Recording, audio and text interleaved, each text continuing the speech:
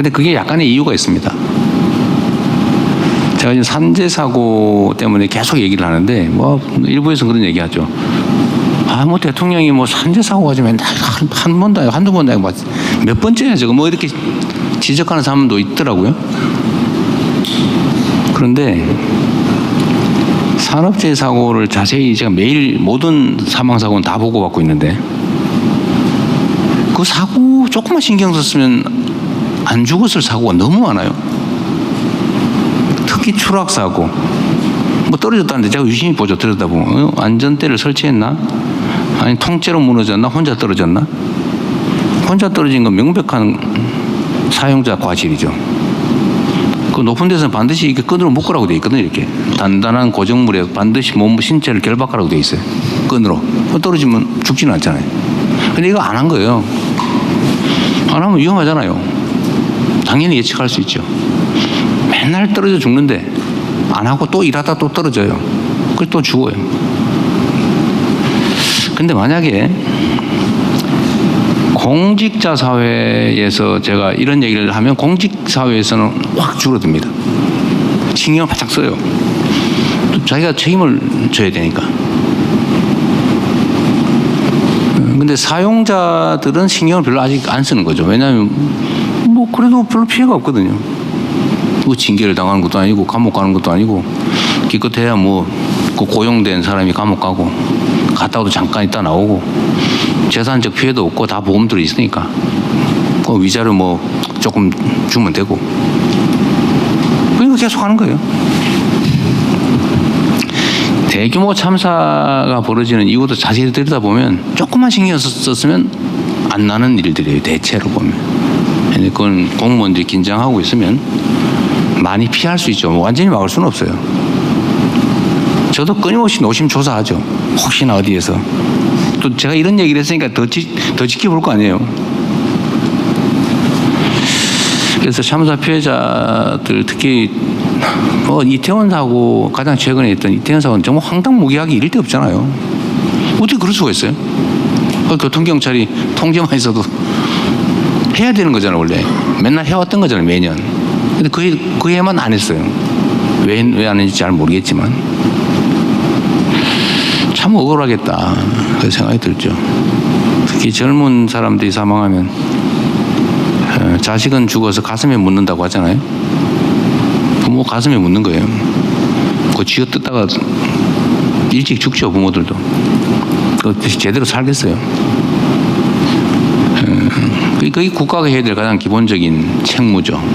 생명과 안전을 지켜주는 일. 그것도 엄청난 돈을 쓰지 않습니까? 치안, 국방. 이거 똑바로 해야죠. 그러면서 그분들 보면 미안하죠. 그냥 미안하더라. 앞으로 이런 거 절대로 안 나게 해야 되겠다. 그런 생각합니다. 네. 네. 이번엔 대통령께서 지목하시는 나 이게 너무 어려운데. 네. 그러면 아까 이쪽에 했으니까 이쪽으로 하고 네. 이번 남성을 했으니까 이번에는 더 뒤쪽에 여성을 하겠습니다. 자, 여성들만 손 들어주세요. 아, 이게 좀 너무 많네. 저기 저 중간쯤에 흰 옷 입으신 분 하시죠. 제일 뒤에 분 말씀하시죠. 앞에. 네. 앞에? 네. 제가 맞을까요? 네, 맞습니다. 네, 기회 주셔서 감사합니다. KBS 손서영입니다. 네, 먼저 취임 100일 축하드리고요. 국내 정치 관련해서 질문이 아직 안 나온 것 같아서 질문 드리겠습니다. 어렵게 대통령께서 여야 대표 손도 맞잡게 하셨는데 국회에서는 강대강 대치 상황이 좀 아쉽게도 계속되고 있는 것 같습니다. 협치 물고 트는 게 이제 뭐 한 번의 만남으로 되진 않겠지만 좀 그 흐름을 어떻게 대통령께서 이어갈 계획 갖고 계신지 궁금하고요. 또 여야정 협의회가 이제 정례화되지 않았다 보니까 이게 좀 실효성이 있겠냐 이런 의문도 있는데 어떤 계획 갖고 계신지 질문드립니다. 지금 질문하신 내용이 정치의 거의 전부라고 할 수 있을 것 같아요. 예를 들면 뭐 주어진 권한을 가지고 공직자들을 지휘해서 해야 될 일, 하면 좋은 일들을 찾아서 또는 만들어서 열심히 잘하면 되는 건 그건 행정이지 정치가 아니잖아요. 그리고 정치의 가장 극단적인 모양은 선거죠. 선거. 근데 선거가 끝난 지 얼마 안 됐잖아요.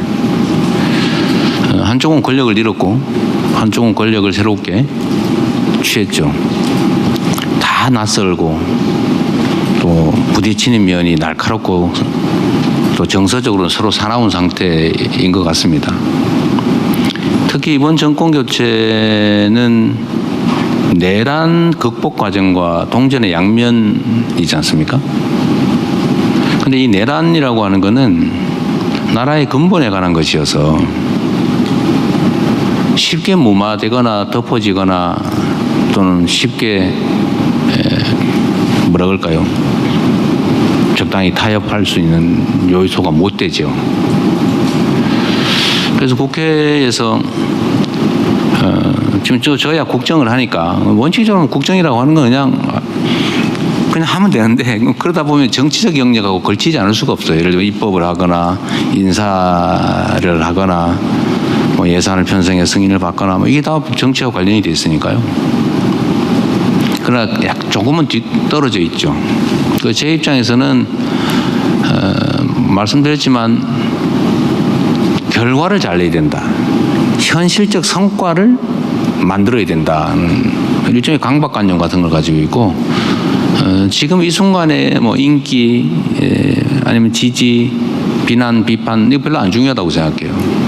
기분은 나쁘죠. 뭐 지지율 뭐 여론조사 통계 뭐 떨어진 거 나오면 솔직히 신경 쓰여요. 그러나 연연하지 말자. 이건 표면의 물결이다. 이렇게 생각하면서 좀 스스로를 다독거리죠. 대통령은 민주당 출신이긴 하지만 대한민국 주권자를 대표하는 거고 대한민국 주권자는 파란색 좋아하는 사람도 있고 빨간색 좋아하는 사람도 있고 회색 좋아하는 사람도 있고 다 싫어하는 사람도 있고 그러잖아요.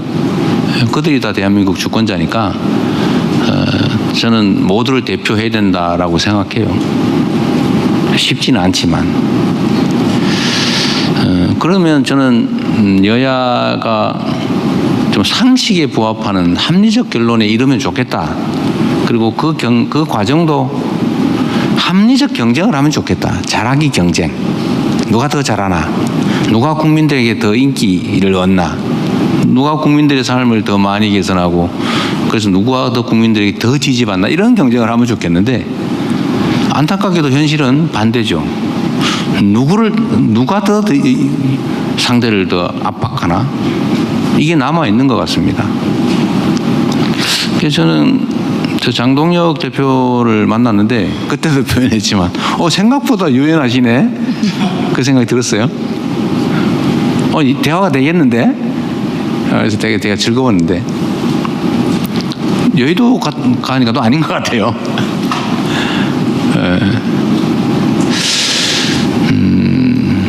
근데 저는 결국 이게 국민들의 손에 달렸다고 생각해요. 우리 국민들께서 심판자잖아요. 심판자.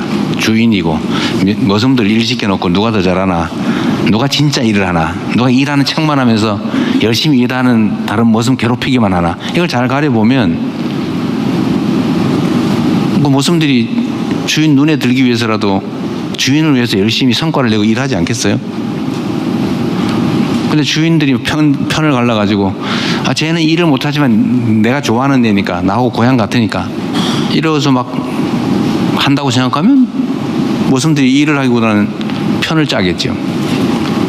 결국 거기에 달려있다는 생각이 듭니다. 협치해야죠. 협치라고 하는 게 야합하고는 달라요. 적당히 당신은 이런 주장을 했으니까 이쪽 주장이고 딱 중간 딱 잘라서 당신 반 이쪽 반 이렇게 할 수는 없는 거죠. 제가 과거에도 그런 얘기를 들었습니다만 자꾸 통합 얘기하면서 봉합하고 구별을 못하길래 아니 도둑 10개 매일 10개씩 훔치던 집단하고 그 열심히 일하던 집단이 타협을 하는데 그러면 5개만 훔쳐 매일 이렇게 타협할 수는 없잖아요. 그건 타협도 아니고 통합도 아니죠. 도둑질 하지 말아야죠. 같이 살려면. 도둑질은 하지 않는다. 이런 거는 서로 지켜줘야 된다. 이번 내란 사태와 관련해서 오늘도 좀 시끄럽대요. 무슨